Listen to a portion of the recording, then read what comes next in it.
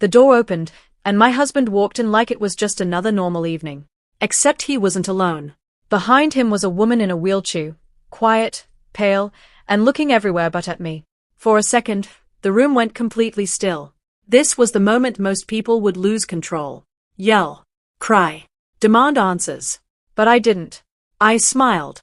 Not because I was confused, but because everything suddenly made sense. I had seen the signs. The late nights. The distance. The silence. And in that moment, I realized. He thought he was changing my life. But he had no idea. I had already changed it myself. From the outside, our marriage looked perfect. That's what everyone said, at least. We had the kind of life people quietly envied. Comfortable home, stable routines, a husband who knew how to say the right things in public. He was charming, attentive, the kind of man who made a good impression without even trying. And for a long time, I believed that version of him too. We had structure, predictability, a rhythm that felt safe. But safety can be misleading. Because the cracks didn't appear all at once. They showed up in small, forgettable moments. A missed call he didn't return. A message he turned his screen away to read. Late nights that came with vague explanations and tired smiles. Nothing concrete. Nothing you could point to and say, this is wrong. So I didn't. I told myself it was work. Stress. Life getting in the way. That's what you do when you want to believe something is still intact. But deep down, something had shifted. He was still there physically. Sitting across from me at dinner. Sleeping beside me at night. But emotionally, he was already somewhere else. And the strangest part was, I didn't chase him. I just watched. Once you start noticing something, it's impossible to stop. That's how it was with him. At first, it was just small things. Easy to ignore. Easy to explain away. But then the patterns started forming. His phone was never out of reach anymore. Not on the table. Not in the kitchen. Always in his pocket, like it was something he couldn't afford to lose. He started stepping out to take calls. Work, he'd say quickly, already halfway out of the room. Maybe it was. But work doesn't make you smile at your screen when you think no one's watching. And it doesn't make you turn your back when someone walks in. One night, I woke up around 2 a.m. The bed beside me was empty. I found him in the living room, sitting in the dark, phone glowing in his hand. He didn't hear me at first. And for a moment, I just stood there, watching him smile. Soft. Familiar. The kind of smile I hadn't seen directed at me in months. That was the moment something settled inside me. Not anger. Not heartbreak. Just certainty. I didn't ask him who he was talking to. I didn't confront him. Because I already knew. And more importantly, I knew this wasn't something that had just started. The day everything came into the open didn't feel chaotic. It felt inevitable. I was in the kitchen when I heard the front door unlock. Not unusual. Same time he usually came home. Same routine. But there was something different in the way the door opened. Slower. Careful. I stepped into the hallway, and that's when I saw them. Him and her. She was in a wheelchair, her hands resting quietly in her lap, her expression unreadable. She didn't look at me. Not once. He did. And for the first time in months, he didn't look distracted. He looked certain. We need to talk, he said. Of course we did. I didn't move. Didn't react. Just waited. She has nowhere else to go right now, he continued, gesturing toward her. It's temporary. Just until things are sorted. Temporary. That word almost made me smile. I let the silence stretch between us, watching him carefully. He was explaining, but not apologizing. Justifying, not asking. And that told me everything. She's been through a lot, he added quickly, like that would make this situation reasonable. I nodded once. Slowly. Not because I agreed.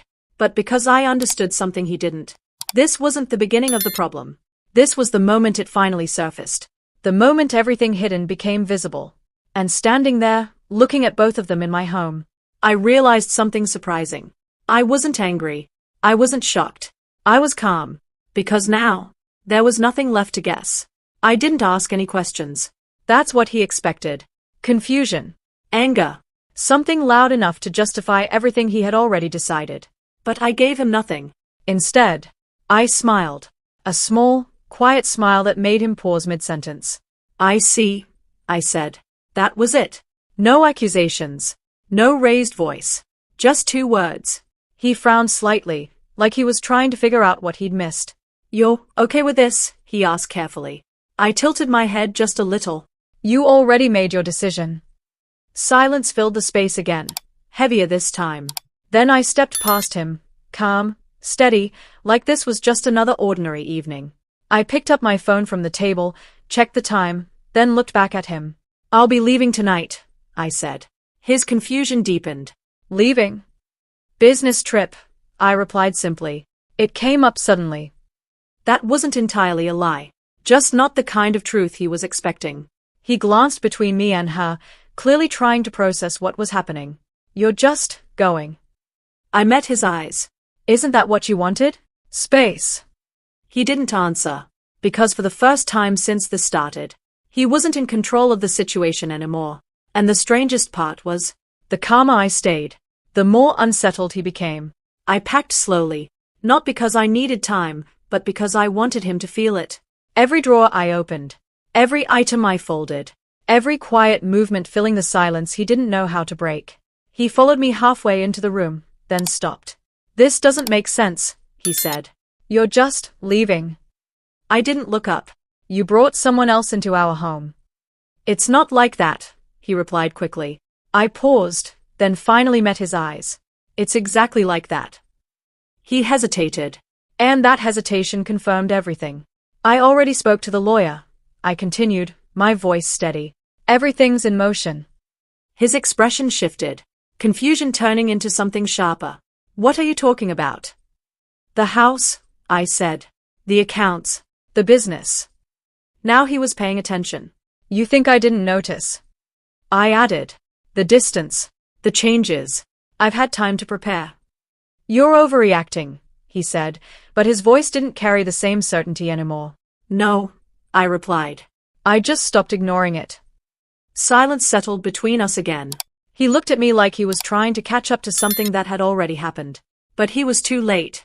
Because while he was busy building a second life, I had already secured mine. I didn't look back when I walked out that night. Not at the house. Not at him. Not at the life I had spent years trying to hold together.